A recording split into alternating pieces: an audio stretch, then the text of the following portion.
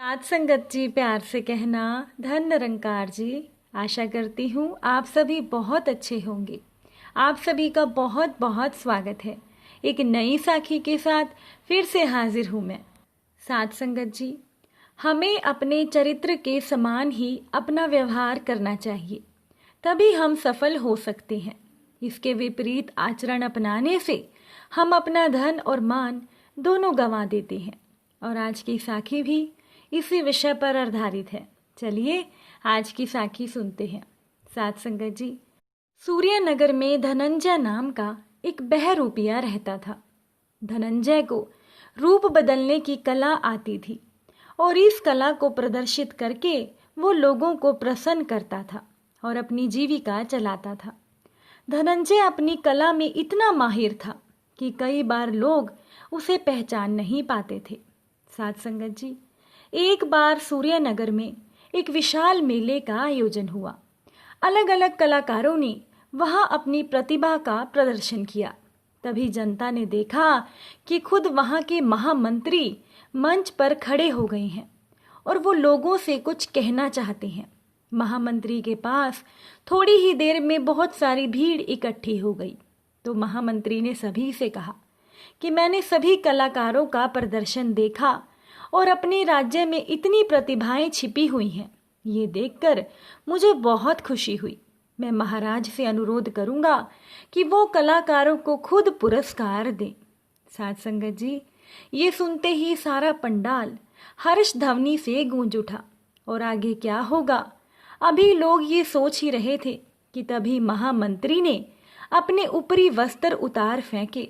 तो वो महामंत्री नहीं, वो तो बहरूपिया धनंजय था, जिसने महामंत्री का रूप धरा हुआ था।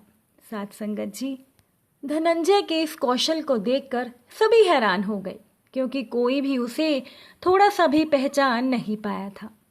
धनंजय ने लोगों का बहुत अच्छा मनोरंजन किया था और अब उसके ऊपर मानो मुद्राओं की वर्षा होने लगी थी। धन जमा करके धनंजय चल पड़ा। साथ संगत जी, एक विद्वान ने धनंजय की कला को देखा तो वो धनंजय से बहुत प्रभावित हुआ।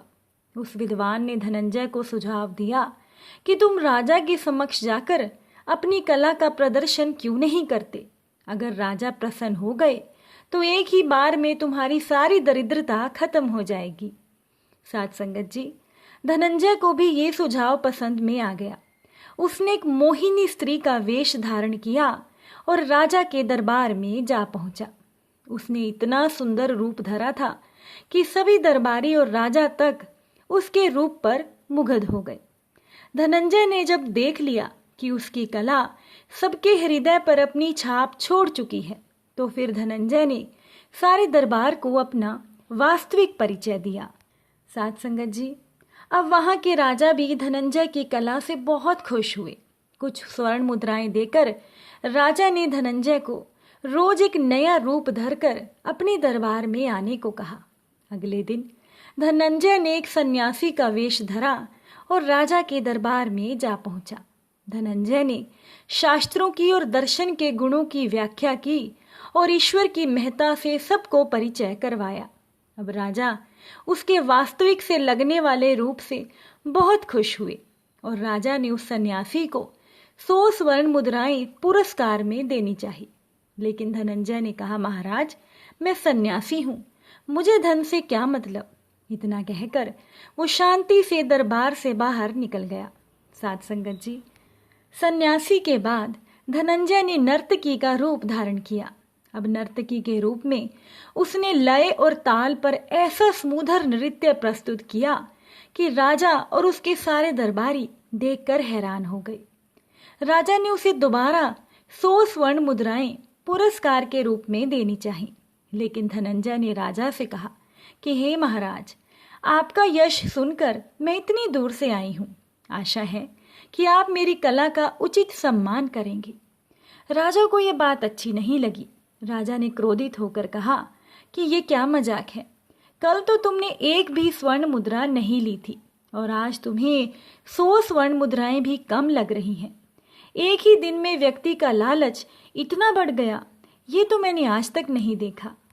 साथ संगत जी, धनंजय ने शांत स्वर में राजा को जवाब दिया कि महाराज, कल मैंने एक सन्यासी का रूप बनाया था और मैं सन्यासी के स्वभाव के अनुसार ही अपना व्यवहार कर रहा था। अब सन्यासी को माया से कोई मोह नहीं होता, इसीलिए मैंने आपकी 100 स्वर्ण मुद्राएं नहीं ली।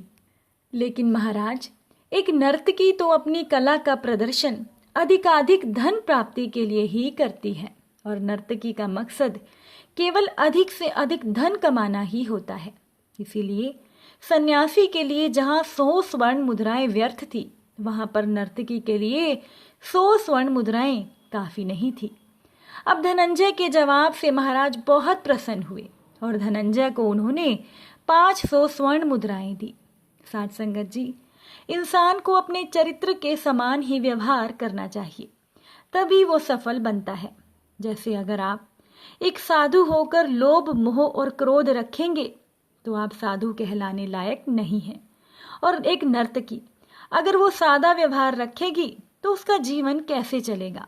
उसी प्रकार इंसान को चाहिए कि वो स्वयं को अपने पद के अनुसार ढाले।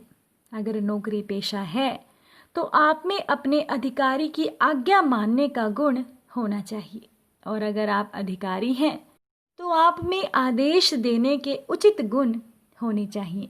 इसके विपरीत आचरण से आप अपना धन और मान दोनों ही गंवा सकते हैं। साथ संगत जी, भगवान श्री कृष्ण ने अर्जुन से कहा था कि मैं तुम्हारा सारथी रहूंगा। निसंदेह संसार की समस्त युद्ध कलाएं मुझे आती हैं, फिर भी सारथी के रूप में मैं केवल अपने राजा का रथ ही चलाऊंगा। कैसी भी विपत्ति क्यों ना आ जाए, मुझसे युद्ध के लिए शस्त्र उठाने की आशा तुम मत रखना, और अगर तुम्हें मेरी शर्त स्वीकार है तो मैं तुम्हारा सारथी बनने को तैयार हूँ। साथ संगत जी, भीष्म ने भी संकल्प किया था कि वो श्री कृष्ण से शस्त्र उठवाकर ही रहेंगे। अब उनकी इच्छा पूर्ण करने के लिए भगवान उनकी ओर लपके थे, परंतु उन्होंने सुदर्शन चक्र नहीं बल्कि रथ का पहिया उठाया था। इस तरह से भगवान ने भक्त की बात भी रख ली और अपना वचन भी पूरा किया। इसीलिए साथ संगत जी, इंसान को हमेशा अपने चरित्र के अनुसार ही अपना व्यवहार करना चाहिए। उम्मीद करती हूँ कि आज की साखी आपको अच्छी लगी होगी। अगर अच्छी लगी हो तो अपने विचार हमें कमेंट में बताइएगा और कमेंट में धन निरंकार जी लिखिएगा, और ये साखी बाकी संगत के साथ शेयर भी कीजिएगा। फिर मुलाकात होगी नई साखी और नए विचारों के साथ। तब तक के लिए धन निरंकार जी।